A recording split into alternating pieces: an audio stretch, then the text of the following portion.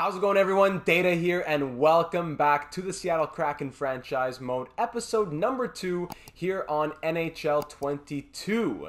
In the last one, we started off our inaugural season with the Kraken. 41 games, the first half of the 2021-22 regular season in the books. A record of 26, 12, and 3. Very surprising to say the least, as we have been kind of overachieving. We've had a lot of support from our top scorers. Maybe the depth isn't quite there, but nonetheless, we're second in the Pacific Division, 1 point behind Calgary, making our case for why we should make the playoffs here in year number 1. Remember that in this series, we're going according to mostly realistic Seattle Kraken, but a few tweaks according to changes that I would have made if I were the general manager of the Kraken, and that includes selecting Vladimir Tarasenko over Vince Dunn, and he has scored 20 goals and 36 points in 41 games, although in the last game that we did before calling it an episode number 1, he got about 1 month injury that will keep him out until the beginning of February. So Jaden Schwartz can be relying a lot on him. Andre Palat, Kalle Yarncrow, tough plus minuses. So like I said, maybe we're not as good as we think we are, but hey, things are going well at the moment, and we're going to keep on rolling. Philip Grubauer has been strong between the pipes, or at least strong enough, 24, 10, and 1. Chris Drieger, though, has been a source of perhaps frustration is the word. Nonetheless, let's start hopping into the comments, thinking about what we should be doing in this next episode. Do we want to start selling? Do we stock up for a Stanley Cup run in year number 1? What do we do? Thank you for all the extremely nice comments in episode number 1. I really do appreciate all of them. Everyone taking the time to put in the investments as assistant GMs of this team. I wish I could read every single one of them, but as you know, at least I always take the time to make sure they are replied to. Michael Tummings leaving the comment here. Commander, been a minute. First things first, congrats on the last year university. Thank you, Michael. Back to business. Okay, season tickets for the series, 25 years worth. Perfect. Enjoy the booth. Enjoy the little box. You're welcome in my suite anytime.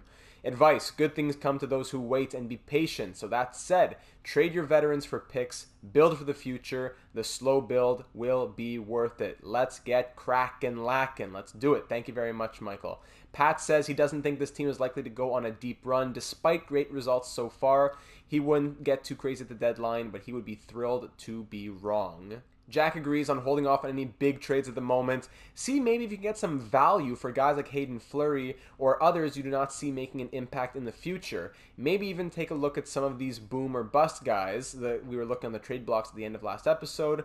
But unless you get a steal, hold off on the big stuff right now. Vinny's also on board. Don't think it'll be wise to do any trades just yet. The team is performing really well. Trading away big pieces would just be nonsensical at this point in time. Love the vocabulary. Mike also says, hey brother, great video as always. Thank you, Mike. Great to see you back in here. I'd say hold tight. Nobody on the block really jumped out to me as a must get, and I don't really see anybody on the roster who we should dump yet. I'd suggest holding tight till closer to the deadline. Maybe the team will show us what to do as we inch closer. If we go on a losing streak, maybe consider stockpiling some picks. If we're looking good, maybe add a piece or two at the playoff chase, and maybe even replicate Vegas's success, or maybe even surpass them in our first season. Thank you, Mike. And last, we're going to Hef over in the Discord server. Not necessarily a specific suggestion, but he'd like to suggest for this Seattle franchise, let's focus our drafting out of the USA West and WHL for the local talent. Also suggest giving the team an identity as it's the inaugural season, and we won't get the same authorial stamp later in the franchise mode. In conjunction with the WHL Bird of Farmer Boy emphasis, I propose we turn the Kraken into a bunch of big lads. Kyle Wood leading the way, obviously. Aside from the idea of out-hiding everyone else being funny to me, the physical advantage will be important against these specific teams, Vegas, Colorado, and specifically the first line of the Oilers. So you know what? It's a fun idea, but it's also a very realistic one when we're taking on the big boys of the Pacific Division. So thank you, Hef. We're going to be keeping that in mind, especially when it comes to drafting. Not so much right now since we're not really making a ton of big moves, but yes, I do agree, and I would like to do that moving forward.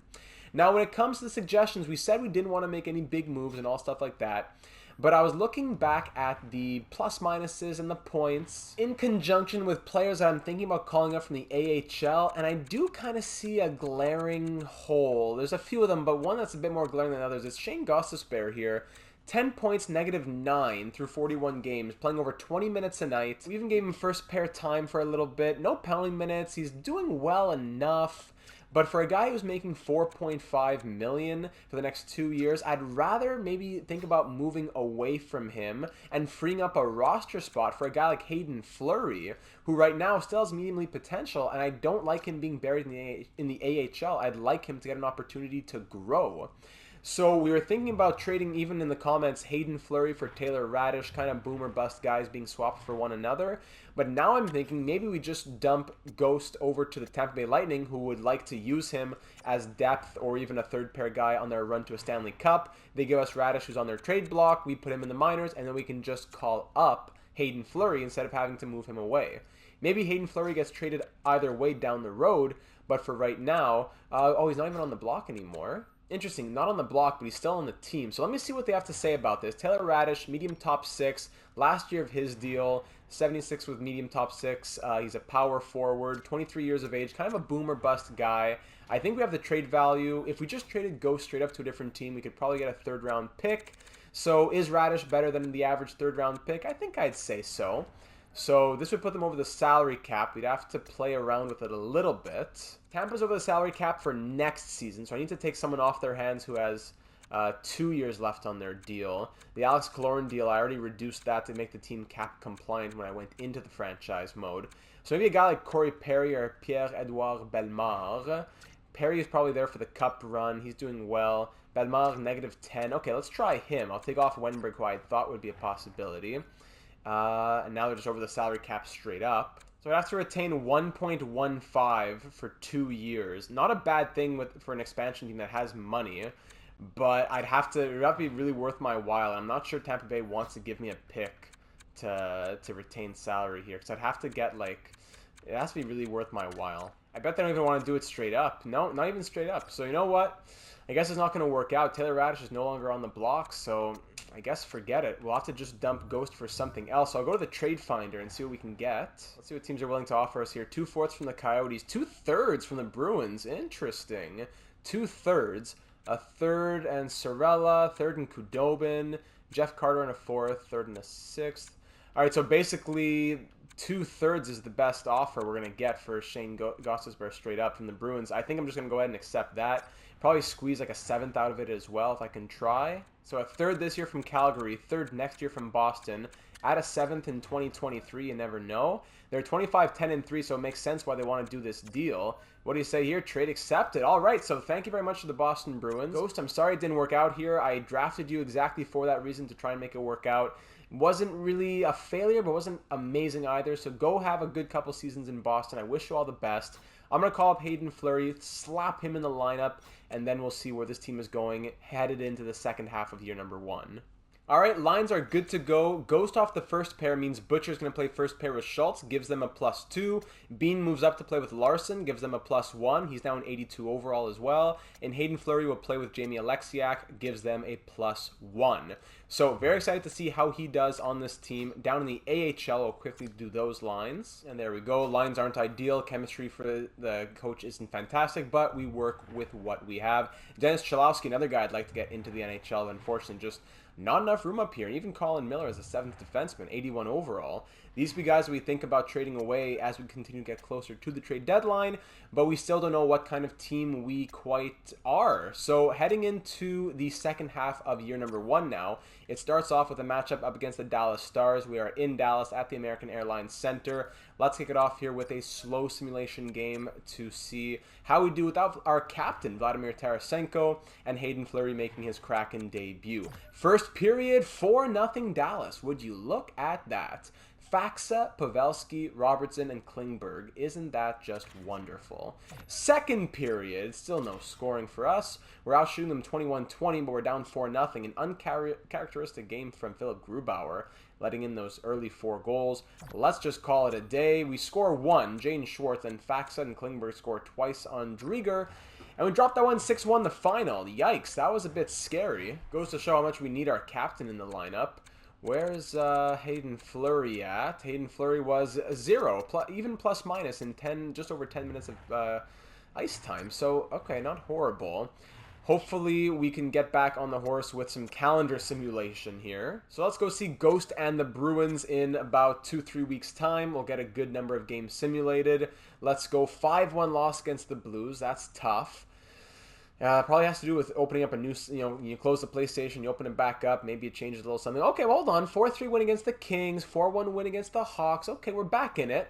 2 wins away from 30. Central Scouting new rankings. Thank you. San Jose Sharks, they have a good winning record. We lose 4-3. These 1-goal games are tough. Then we win 6-3 against St. Louis after they beat us 5-1 last time. Panthers, we beat them 4-2 for win number 30. We are 30-15. Johansson, no, thank you. 30-15-3 on the year. 4-1 win against the Predators. There we go. Back in a few wins now. Schwartz was all around. Must have been just a quick minor injury for him. We lose 7-4 against the Pittsburgh Penguins. Back-to-back in the state of New York. The Islanders up first. We lose 3-2 against them. Justin Schultz pulled groin. That's tough. Our best defenseman right now is going to be out for a couple of weeks. That means Colin Miller is going to slot into the lineup. And going to the top pair will be Jake Bean, actually. He gets the best chemistry. So that means I'll call up Alexiak to the second pair, and then Colin Miller to the third pair with Hayden Fleury. And there we go. But, of course, we have to go and do the extras, because why would we be able to just say put in all lines and then go in all lines, right? Okay, that's done. And then against the New York Rangers, we lose 2-1. Tarmo Runanen going on waivers. Defenseman. He is 77 overall, medium 7th D potential, 4th round pick, 2-way D, 3-star defense. Expiring deal, bah. You know what? If we didn't have so many defensemen, if he was a forward, I would take him, but we just have so many defensemen, we don't need it. Last game before the Olympic break now. We're 31-18-3. After this game, we'll get Tarasenko and Schultz back in the lineup with a nice little time off here. Let's go into this break at the top, or as close to the top as possible when it comes to the Pacific Division. The Bruins, 29-15-4, I believe their record was. First period, and 1-0 Bruins. Patrice Bergeron, shots 11-6 for Boston. Second period, 3-1. Bergeron scores his second of the night. Then DeBrusque gets one more to make it 3-0 before Jaden Schwartz scores on a power play past Jeremy Swayman. Down by 2 in the third. Quick goal from Marcus Johansson. Thank you very much. Now we're down by 1 with lots of hockey left to be played. Shots tied at 21, 15 minutes to go. And the Bruins hold a 1-goal lead. Let's get Ghost on the ice. Let's get Ghost out on the ice and try to burn him on the outside. 5-on-3 power play. 5-on-4. We kill that off. Huge penalty killing there. Power play back for us. Momentum going our way. And Jaden Schwartz ties this game up at 3. Let's go. And we're headed to overtime. Shots 33-30 for Boston. We kill off a 5-on-3. Kill off a 5-on-4. And Jaden Schwartz scores his second goal of the night. Both coming on the power play. Both late in the period. And it's 3-3 headed to overtime. Let's see some gameplay. Here we are at TD Garden. Next goal wins it 3-3 in overtime. Broken up by Palat. Let's try and go back the other way. Going to the outside. Deeks nobody. Gets crushed. Now here's Max Domi. Finds Colin Miller. Oh, gets poke checked by Allmark. And he'll hang on. Trying to set up a presence, and Marchand gets a shot off, stopped by Grubauer. Held in the corner is Bergeron. Domi fighting down low. He gets it out. He's skating with Colin Miller. There's a 2-on-1. Marchand's getting back. Miller looking for something, playing that top line power OT unit now with Schultz out. Johansson. Domi has a lot of space. Blockers save Allmark. Get in there. Domi has it again. Backhand saved again. Doesn't know what to do. The AI doesn't know what to do with all this space. Marcus Johansson stopped by the pad as well. Johansson back to the point. Miller. Domi. Johansson doesn't take a shot for some reason. Johansson in the corner to the point. Miller. Domi. Another save from Allmark. This time he gives it out to McAvoy. He's going to look to get something going here. The lines are still not changing for some reason. Bergeron up to McAvoy across there. And it's a save by Grubauer. It's Howland Pastrnak against Jarnkrone Johansson. Jarnkrone wins it back to Jake Bean, our top offensive defenseman with Schultz out. Jarnkrone now. Kalle Jarnkrone, the Predators selection in the expansion draft. In front, scores! Kalle Jarnkrone sets up Marcus Johansson, and the Kraken win it 4-3 in overtime. What a comeback victory. From down 3-2 late in the game, huge penalty kill, momentum changes in our favor, and we take it 4-3 the final. Marcus Johansson on the doorstep, filling in for the injured Tarasenko. Beautifully done, redirected in front, great pass from Jarnkrone, and the Kraken win it before the big Olympic break. Great offensive output on the night, 39 shots to 36 for us. A third star going to Schwartz with his 2 goals. A second star to Bergeron with his 2 goals. But first star to Marcus Johansson with his 2 goals, as they prove to be the most important. So 32, 18, and 3 is the record heading into the Olympic break. We're going to simulate to this game against the Bruins. In the meanwhile, I'll get Tarasenko and Schultz back in the lineup as soon as it pops back up. And I'll revisit the lineup in just a moment. There we go. There's Tarasenko. And then once Schwartz gets back in, we'll... Falk and a third for 2 seconds. My goodness. We can't do that, I don't think, right? Oh, boy. No, we can't do that. But I just got to see, what are his numbers like? A little Olympic break trade talk. The Blues are a losing team right now. 16 points and a -7. 84 overall, making $6.5 million. He fits our top 4D. Fits our penalty kill. Just doesn't make sense for us, though. We can't trade 2 second-round picks. Those are extremely valuable for us. I know we get a third back as well. This isn't a bad offer. Even Perron was on the block too. More trade value from him. Could we just trade? I mean, like, how many years does he have left? It's an expiring deal. That's the thing for Perron. I can't take Perron. But even Torrey Krug's on the block though. He's signed for 6 years at the age of 30. Same kind of deal. Torrey Krug, also has 8 goals, 8 assists, -3. Fits maybe power play. Don't know enough about him. Now, you know, we just had Justin Falk in the Blue Jackets. We had Torrey Krug with the Minnesota Wild. I'm going to try to keep things fresh a little bit. I don't think the Bruins would look to sell on a guy with 6 years left. Maybe guys like Perron, I could see them being moved. But I don't think Falk is a super realistic move, so I'm not going to go for it. Plus, I really want to keep our picks, right?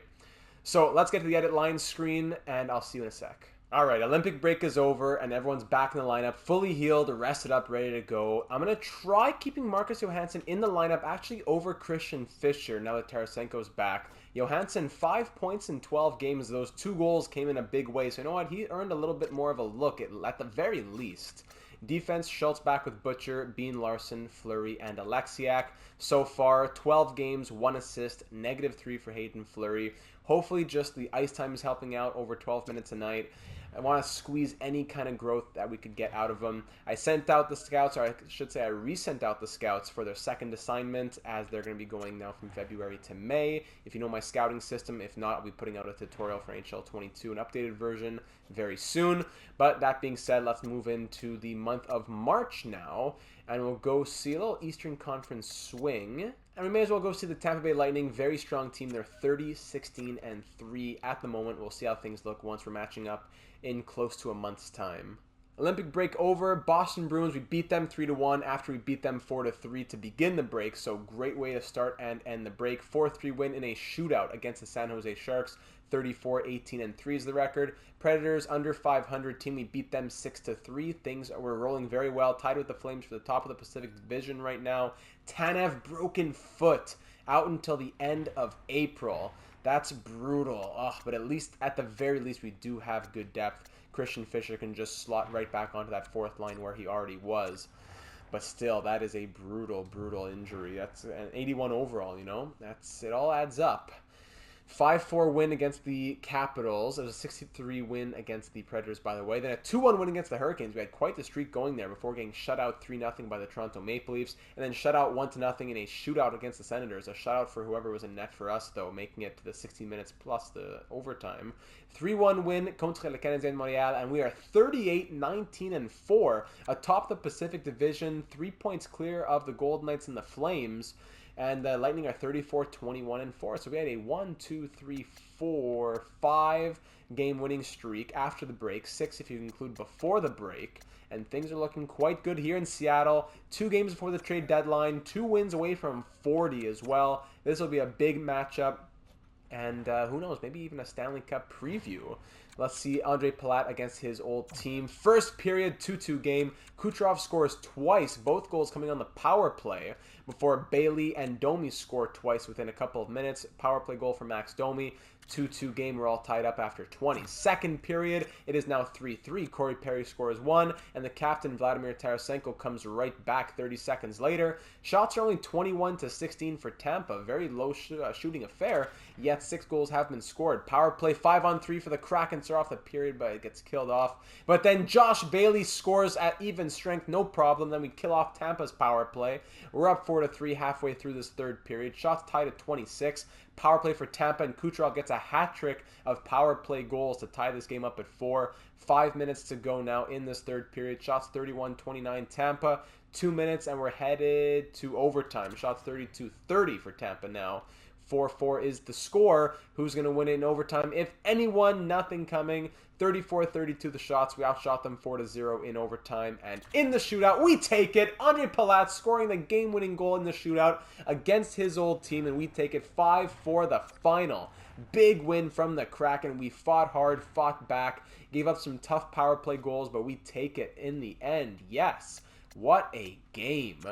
Let's simulate up to the game against the Red Wings now. I'd like to quickly pause and look at the team as a whole. Any big holes that we should address? Or, you know what? The team is doing well. There's no reason to sell off. There's no reason to really have to... I don't know if we should even really add much. I don't want to mess with the chemistry that we have going so far. 50 points in 62 games from Schwartz. 41 and 50 with 25 goals from Tarasenko. Bailey doing great at 42 points. Yarncrow 40. Palat, Schultz, Domi all 40. Wow, but a negative 13 from Palat is what's killing me a little bit. Not sure why that is there. McCann 39. Ryan Donato doing great at 28. Jake Bean 23.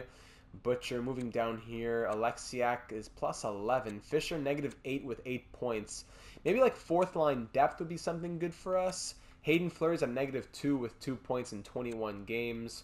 Maybe fourth line depth is an option. Maybe look at like an 80 overall two-way forward for the fourth line, perhaps. I think that would be the one thing that I'd go and search for. So I'm going to go through the player search, look through the entire NHL, and see if anything really pops out at me.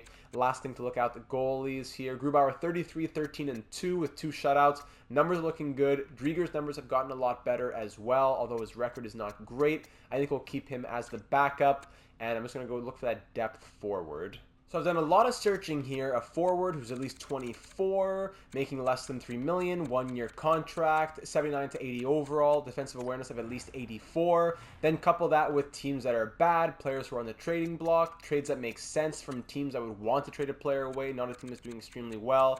And I come to the conclusion that the man we're looking for is Brian Boyle. He is 79 overall, 37 years of age now, 10 points in 27 games, even plus minus. He has great defensive categories. He guaranteed fits our fourth line according to the scout. He's on the trade block in Pittsburgh, and they're a losing team. Great defensive stats in like barely a pretty small sample size, playing 7.5 minutes a night. So I'd love to get him playing kind of full-time minutes with us and maybe get a little bit of playoff action. I think this would be a deal that makes sense for Pittsburgh. So I don't think I want to trade away any of my depth. I could give you Riley Sheahan, a guy I'm not using down in the AHL, just for a roster spot, and then with a 7th round pick. I don't know, like what would you say to, even just Sheahan straight up, what would you say to this, Pittsburgh?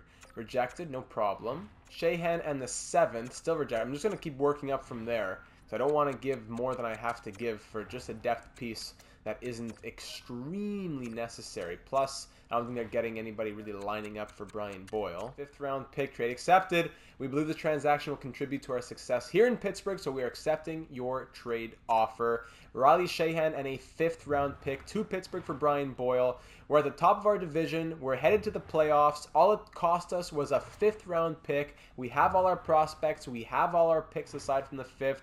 I'm extremely happy to say that we're guiding, we're riding the ship pretty well here. We are guiding the team in a good direction.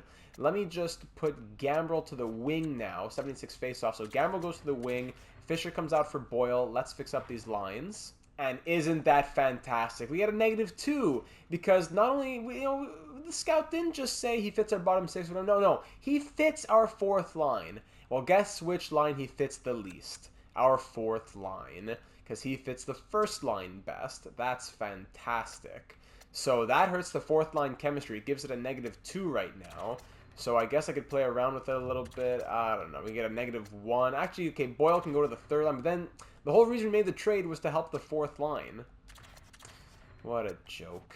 All right, Johansson to the 3rd line. Gambrel and Appleton on the 4th line. I guess that's what we'll do. That's disappointing that the system has to do us like that. But Brian Boyle, welcome to the Seattle Kraken, my friend. I want to take Gambrel off the penalty kill as well and put Boyle. It goes from a +1 to a 0, but his defensive categories are a lot better than Gambrel. So I think that, in theory, should help our penalty kill, which at the moment is at 82.4%. So let's keep note of that. We'll check back in at the end of the season. That's the only move we're making here at the trade deadline. Let's keep on simulating and see how we can finish off in our inaugural season. Climate Pledge Arena, Detroit Red Wings here, last game before the trade deadline. Let's see how Brian Boyle does in our lineup, coming from the Penguins overnight. Took a red eye out of Pittsburgh. Let's do it. First period, 1-0, Max Domi on Nedeljkovic, doubling the shots 12-6. Second period, 3-1. Fabry ties it up, but then Mason Appleton on that fourth line, and Calle Yarncrow extends the lead to 2. 3-1 Kraken heading into the third. Shots 20-14. Power play for the Red Wings. We kill it off with that penalty kill unit looking strong to start things off. And Jared McCann makes our lead a 3-goal lead. 4-1 is the score. And 4-2 now. Jakub Vrana says, hold on, let's cut this lead back to 2. We still have life. And Carter Rowney says, you better believe we have life. They're down by 1. 4-3 Kraken with 3 minutes to go. They're out shooting us. We're hanging on for our lives, and we hang on tight for the victory. We got outshot 29-27, but thankfully, was it Philip Grubauer between the pipes? We don't know. McCann with a goal, Palat 2 assists, Domi first star with a goal and an assist.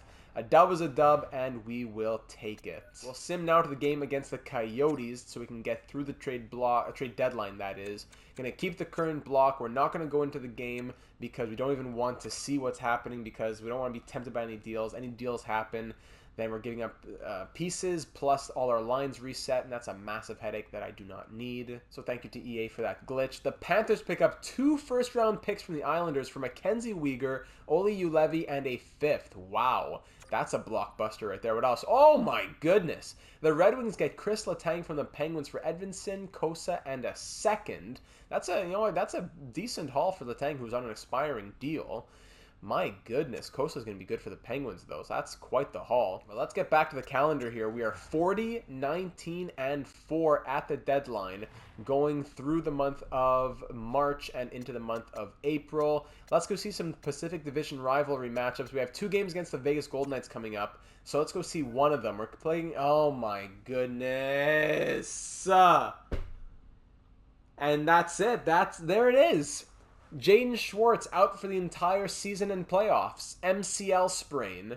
June 21st. See you at the draft, big boy. Wow. Wow, wow, wow. Okay.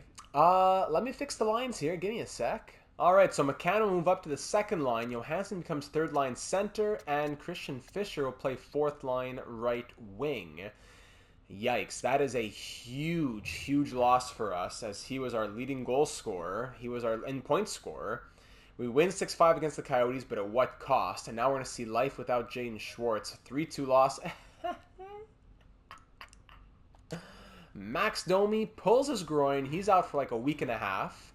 And I'm not going to bed anytime soon because it's time to make some roster moves now as we'll have to call up somebody. Oh, yeah, thank you. Thank you. And I suppose that's somebody. I don't want to be Matty Beniers. I suppose that somebody has to be someone, maybe Barry Boulet. He'd have to go through waivers, though? Why? Okay, you know what? Just someone I'm not afraid of losing. Brandon Peary, will call him up. He's doing great down in Palm Springs, so let's try him out. Okay, lines look like that.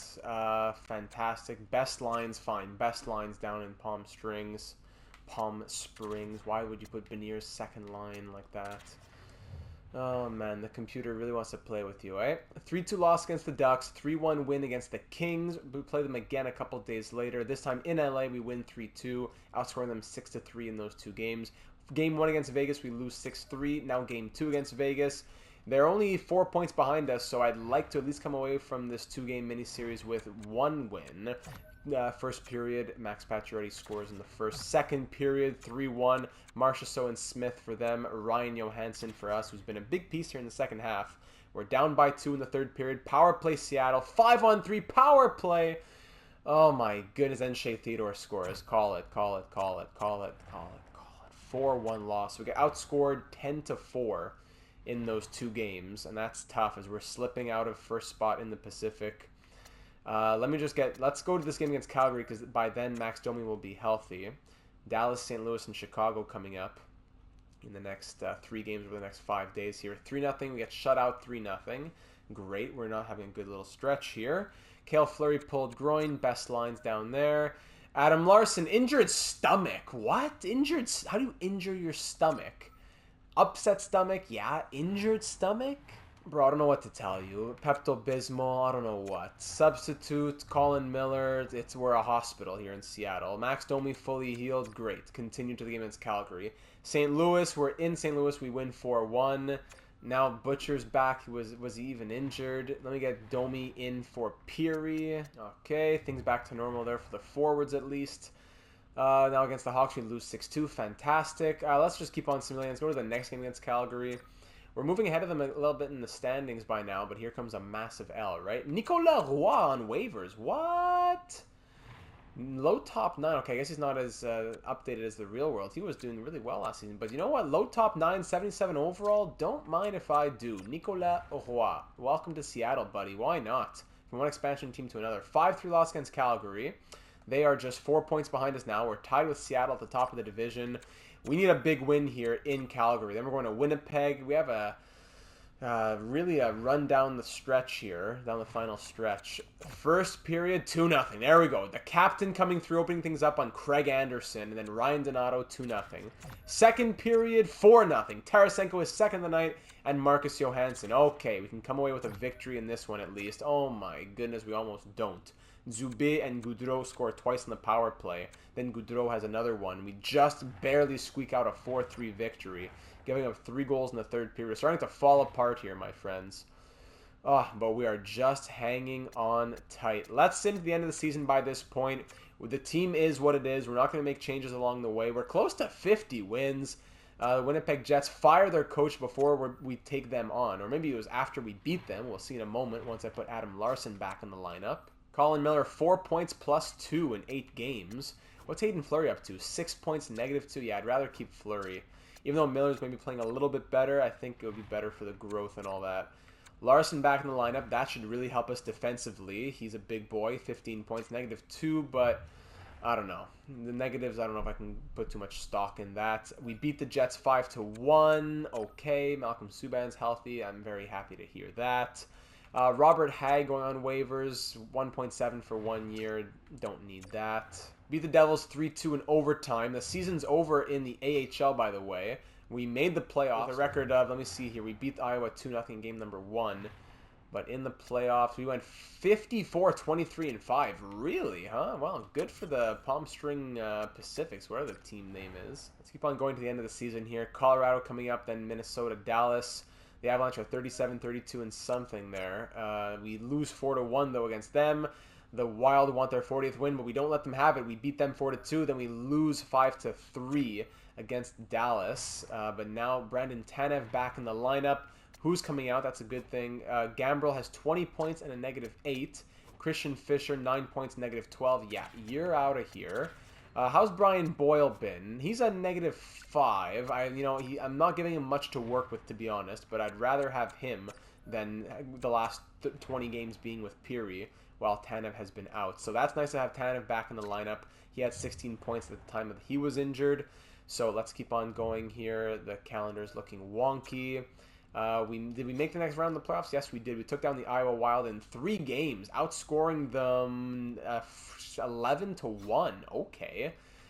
We lose 4-3 against the Canucks. LA Kings. Come on, let's beat them. We can't get to 50 wins. We lose in the shootout. We're 48-28-5. Game 82 here against San Jose, who are 40-31-10. Let's end off the season on a high note. We've made the playoffs. We know that. Let's go in on fire. First period, 0-0. Second period, 1-0. Max Domi on James Optimus Reimer. Being outshot 26-20. Power play goes nowhere. Hanging on to a 1-0 lead. I'd love to see someone add to it. Someone in that bottom 6 would be great to see coming through. Even one of our defensemen. Can't always rely on the top guys. 5-on-3 power play. Tarasenko on the power play. But then Semek comes right back. Even strength. We're only holding on to a 1-goal lead with 5 minutes left in this one. Outshooting the Sharks by about 5-6 shots here. but it's enough. 2-1 victory, 33-29 the shots in the end, and game 82 gives us win 49. Grubauer makes 28 saves. Reimer made 31, but not enough, unfortunately. Vladimir Tarasenko, the captain, giving us the game-winning goal. So in the end, let's see how everything came out in the standings. In the Pacific Division, did we do enough? And yes, we did. In our first season, we come away with the division title. Oilers at the bottom of the division. The Ducks made the playoffs. Look at that. 49, 28, and 5. 3 points ahead of the Vegas Golden Knights. How do you like that? Let's go see the entire NHL. We were the 5th best team in the league. Hey, and not too far off, just 6 points behind the Chicago Blackhawks, who won the President's Trophy. Okay. When it comes to goals, we had 2.96 a game, allowed 2.9 though, which is way too many considering the other teams who are up here, 2.5, 2.6 range. Power play ended at 16.7%. One of the better ones in the NHL is a low year for the power plays, I suppose, somewhere around the middle. And our penalty kill ended at 82.7. So it was, what was it before? 82.4 was it? So it went up by like 0.3%. 82.7, not at the top, not at the, actually closer to the bottom actually. So it was not a great year for the special teams. Better two-way players and penalty kill guys who fit our scheme will definitely be targets of us moving forward. In the scoring, although he played 12 games less than everyone else, Vladimir Tarasenko came away with 39 goals and 61 points to lead our team in both those categories in our inaugural season. Palat had 59 points in all 82 games, was a -9. Calle Yarncrow, 20 goals and 55 points. Josh Bailey also scoring 55 points. Domi, 53 as our #1 centerman, 76 games played. Jane Schwartz was doing amazing. He was on pace to have even higher than 61. 51 points in 64 games. Justin Schultz now 50 points in 81 games. What a revelation for him. Great year for him on defense. Were those some career numbers perhaps at 50 points? His best since 16-17 with the Penguins when he put up 51 in 78. So how do you like that? Jared McCann, 49 points, 24 goals. That's great. Donato, 38 points from the 80 overall. Jake Bean, 33 points, -1. Mason Appleton, 32. Butcher, 28. Gambrel, Tanev had 16 points in 60 games. Larson was a -2 in the end. Johansson scored 15 points in 41 games, just over 11 minutes a night. Alexiak, 14 points plus 11. Boyle, just exclusively with us, although it doesn't tell you the teams they played on here. I just got to infer. 20 games played, 0 points, and a -6. So really kind of not impressive at all, to be honest.